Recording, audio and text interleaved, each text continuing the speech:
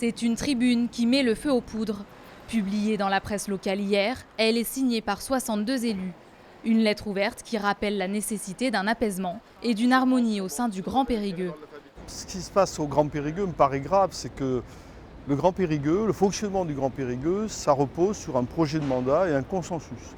Ce consensus, il recouvre des sensibilités différentes. Depuis que Mme Labaille est première vice-présidente, avec Jacques Ozou, ça se passe beaucoup moins bien et du coup, tout est prétexte à avoir des sujets de tension. Un point de crispation ultime, l'augmentation de la part communautaire des impôts fonciers. Celle-ci permet de financer le fonctionnement de l'agglomération. En 2021, elle représentait un peu moins de 4% de la taxe foncière, un taux que Jacques Ozou et sa majorité envisagent d'augmenter d'1 point pour 2022. Nous finissons une piscine. Nous mettons en place la navette ferroviaire entre Mussidan et Niversac. Il peut y avoir l'idée pour les habitants que c'est neutre. La facture est arrivée de la région, c'est 850 000 € par an.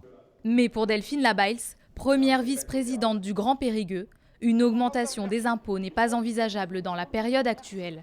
C'est-à-dire dans un contexte économique très contraint, où le pouvoir d'achat des ménages est vraiment en péril, et avec une situation financière de l'agglomération qui est très bonne et qui est très saine. Donc il n'y a pas besoin de recourir à l'impôt pour pouvoir financer l'ensemble de nos projets.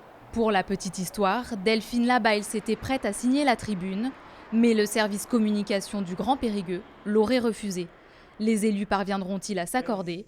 Réponse jeudi prochain, lors de l'examen du budget.